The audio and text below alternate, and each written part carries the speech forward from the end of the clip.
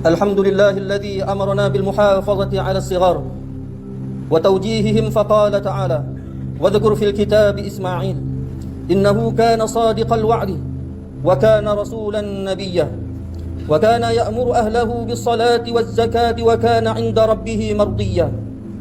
أشهد أن لا إله إلا الله وحده لا شريك له، له الملك وله الحمد يحيي ويميت وهو على كل شيء قدير. وأشهد أن سيدنا محمدا عبده ورسوله وضح مسؤولية الآباء عن أبنائه. اللهم صل وسلم على سيدنا محمد وعلى آله وأصحابه ومن تبعهم بإحسان إلى يوم الدين. أما بعد، فيا عباد الله، اتقوا الله أوصيكم وإياي بتقوى الله فقد فاز المتقون. Sidang Jumaat yang dirahmati Allah Subhanahu wa taala sekalian, saya berpesan kepada diri saya dan kepada seluruh sidang Jumaat sekalian, marilah sama-sama kita berusaha menjadi hamba yang bertakwa dengan melaksanakan segala amal soleh yang difardukan oleh Allah, di samping menghargai segala nikmat Allah dengan penuh kesyukuran sebagai hambanya, dan di waktu yang sama sentiasa menjauhi diri kita daripada melanggar batasan-batasan Allah dan larangannya, agar kita dinaungi dengan rahmat dan inayahnya di dalam kehidupan ini serta dimasukkan kita ke dalam surganya di akhirat kelak.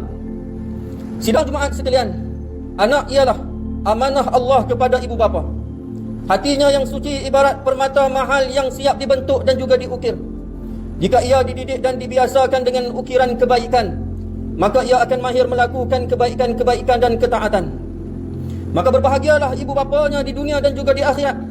Namun, jika ia dibiasakan dengan ukiran keburukan atau diabaikan, maka ia akan merana dan membawa kepada kebinasaan.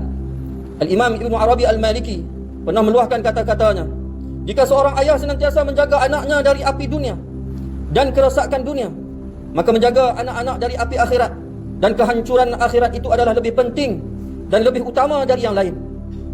Secara mudahnya, anak ialah anugerah Allah Subhanahu wa taala untuk menguji sikap kita. Sama seperti juga harta dan juga jawatan, kedua-duanya bukan hanya untuk dinikmati dan demi kepuasan hati nulari, tetapi lebih daripada itu untuk kegunaan di jalan Allah Subhanahu wa taala. Namun ramai yang salah tanggapan dan juga menganggap anak-anak adalah aset yang berharga, lalu mereka memberikan pendidikan ke arah pelaburan dunia, agar apabila anak-anak sudah tamat pengajian mereka dapat menjanakan pendapatan kepada keluarga dan memegang jawatan-jawatan dan pangkat-pangkat yang tinggi, atau demi kemegahan untuk keturunan. Ibnu Umar pernah menasihati seorang sahabatnya dengan katanya, didiklah anakmu kerana engkau nanti akan ditanya apa yang telah engkau didik, dan ajarkan kepada mereka akhlak dan agama, kerana mereka juga akan ditanya tentang bakti dan ketaatan kepadamu. Mendidik anak ibarat menanam tanaman di sebuah kebun. Kita yang menanam, kita juga yang akan memetik akan hasilnya. Pendidikan yang kita tanamkan kepada anak-anak akan kembali lagi kepada kita. Oleh kerana itu, ibu bapa mesti memberikan pendidikan yang terbaik kepada anak-anaknya, penuh kesabaran, kasih sayang dan juga istiqamah. Bagaimana kita memperlakukan anak-anak kita, kelak nanti akan seperti itu pula anak-anak akan memperlakukan kita sebagai ibu bapa mereka. Maka syukurilah nikmat dan anugerah ini. Didiklah mereka dengan syariat Islam. Semoga dengan rasa syukur ini ia akan memperkukuhkan kesabaran kita di dalam mendidik mereka. Semoga anak yang diamanahkan kepada kita ini akan menjadi anak yang saleh dan salehah, yang bakal menjadi aset bukannya hanya di dunia, malah akan menjadi aset kepada kita untuk di akhirat nanti, yang akan menaburkan kebahagiaan bagi kita. Muslimin sidang Jumaat yang dirahmati oleh Allah Subhanahu wa taala sekalian, anak menjadi aset apabila ia dididik untuk beberapa tujuan. Yang pertama, sumber kebahagiaan dan juga ketenangan dalam hidup. Anak merupakan anugerah dan nikmat dari Allah Subhanahu wa taala. Kehadiran anak dapat memberikan kebahagiaan dan pengikat kasih sayang bagi kedua ibu bapanya, sebagaimana firman Allah Subhanahu wa taala dalam surah Asy-Syura ayat 49 dan 50. A'udzu billahi minasyaitonir rajim. Lillahi mulkus samawati wal ardh. Yakhluqu ma yasha. Yahabu liman yasha'u inathan wa yahabu liman yasha'u adh-dhukura. Aw yuzawwijuhum dhukran أو يزوجهم ذكرانا وإناثا ويجعل من يشاء عقيما إنه عليم قدير. Yang mana maksudnya, milik Allah lah kerajaan langit dan bumi, Dia menciptakan apa yang dia kehendaki, memberikan anak perempuan kepada siapa sahaja yang dia kehendaki, dan memberikan anak laki-laki kepada siapa sahaja yang dia kehendaki. Atau dia menganugerahkan jenis laki-laki dan perempuan dan menjadikan mandul pada siapa yang dia kehendaki. Dia maha mengetahui lagi maha berkuasa. Yang kedua, penyambung kesinambungan keturunan. Anak-anak merupakan keturunan dari kedua ibu bapanya. Kelahirannya menjadi penerus cita-cita hidup dan kelestarian garis keturunan dan daripada kedua ibu bapanya. Maka dari itu penting bagi kedua ibu bapanya untuk mendidik anak-anak dengan baik. Allah Subhanahu wa taala berfirman dalam surah Al-Baqarah ayat 133 yang mana bermaksud, apakah kamu menjadi saksi saat maut akan menjemput Yakub ketika dia berkata kepada anak-anaknya, apa yang kamu sembah sepeninggalanku? Mereka menjawab, kami akan menyembah Tuhanmu dan Tuhan nenek moyangmu, yaitu Ibrahim, Ismail dan Ishak, yaitu Tuhan yang Maha Esa, dan kami hanya berserah diri kepadanya. Yang ketiga, kedudukan anak sebagai perhiasan indah dan penyejuk hati di alam dunia. Sememangnya menjadi fitrah, ibu bapa akan berasa indah dan tenang kehidupan apabila dianugerahi anak-anak yang saleh dan salehah. Pada anak-anaklah tempat mereka dambakan kemanjaan dan juga kasih sayang, bermain dan bergurau senda. Malah mereka terkadang menjadi jambatan pengikat hubungan kemesraan suami isteri di alam rumah tangga. Yang keempat, penerus pahala amalan buat kedua ibu bapa. Anak yang saleh dan salehah mencerminkan perilaku dan didikan kedua ibu bapa mereka. Anak yang memiliki ketaatan dan kepatuhan kepada hukum-hukum Allah Subhanahu wa taala dan Rasulnya memberikan manfaat kepada seluruh keluarga. Kebaikan dan ketakwaannya itulah yang akan menjamin terkabulnya doa untuk kedua ibu bapanya. Sidang Jumaat yang dihormati sekalian, tidak semua aset yang kita miliki itu menjana kebaikan. Kerana ada kalanya ada juga yang mengarah kepada fitnah, mengarah kepada fitnah dan juga kerosakan. Antaranya dikatakan, yang pertama, kedudukan anak sebagai cubaan ataupun fitnah. Allah menguji hambanya melalui anak-anak yang dikurniakan Allah adalah untuk melihat apakah hamba tersebut mampu mendidik dan mengasuhnya dengan baik. Tidak hanya sekadar memberikan ilmu dan akhlak, tetapi juga mendidik dan mengembangkan potensi yang baik yang ada pada anak-anak kita.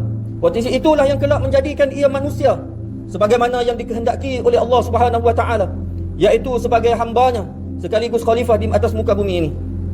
Yang kedua, kedudukan anak sebagai musuh.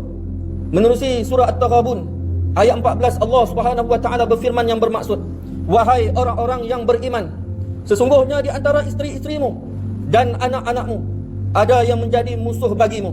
Maka berhati-hatilah kamu terhadap mereka, dan jika kamu maafkan dan kamu santuni serta ampuni mereka, maka sesungguhnya Allah Maha Pengampun lagi Maha Penyayang. Dalam kitab tafsir Ibnu Katsir menyatakan sebab diturunkan ayat ini ialah kerana sebahagian daripada penduduk Mekah yang ingin berhijrah ke Madinah telah dihalang oleh isteri dan anak-anak mereka. Setelah berhijrah, mereka menemukan teman-teman yang telah lebih dahulu berhijrah serta memiliki pengetahuan mendalam mengenai Islam. Pada saat itu, penyesalan mula timbul daripada dalam diri mereka, dan mereka merasa malu menghukum isteri dan anak-anak mereka yang menjadi penyebab mereka ketinggalan dalam ilmu, lalu mereka lewat berhijrah ke Madinah. Sidang Jumaat yang dirahmati Allah Subhanahu wa taala sekalian, biasa kita mendengar ungkapan seorang ibu boleh menjaga 10 orang anak, tetapi 10 orang anak belum tentu boleh menjaga seorang ibu. Rasulullah SAW pernah bersabda, yang mana maksudnya, tahukah engkau siapakah orang yang mandul? Berkata para sahabat, orang yang mandul ialah orang yang tidak mempunyai anak. Lalu Rasulullah SAW berkata, orang yang mandul itu ialah orang yang mempunyai ramai anak, tetapi anak-anaknya itu tidak memberikan kemanfaatan kepadanya sesudah ia meninggal dunia. Hadis riwayat Imam Ahmad. Sebagai ibu bapa sudah pastinya kita berharap dikurniakan anak yang baik lagi saleh, menjadi penyejuk mata dan juga penawar pada hati kita. Mereka ialah sebenarnya aset yang kekal kepada kita sehingga ke hari akhirat. Berdoalah dan berusahalah agar Allah Subhanahu wa taala menganugerahi aset yang berharga ini kepada kita di dunia dan juga di akhirat. A'udzu billahi minasyaitonir rajim. Walladzina yaquluna rabbana hab lana min azwajina wa dhurriyyatina qurrata a'yunin waj'alna lil muttaqina imama. Maksudnya, dan juga mereka yang diridai oleh Allah itu ialah orang-orang yang berdoa dengan berkata, wahai Tuhan kami, berilah kami beroleh dari isteri-isteri dan zuriat keturunan kami perkara-perkara yang menyukakan hati melihatnya, dan jadikanlah kami imam ikutan bagi orang-orang yang mahu bertakwa.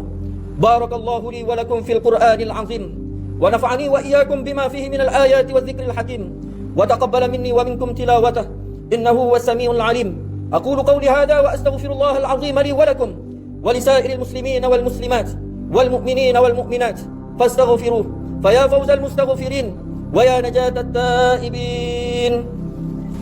Alhamdulillah hamdan katsiran kama amar.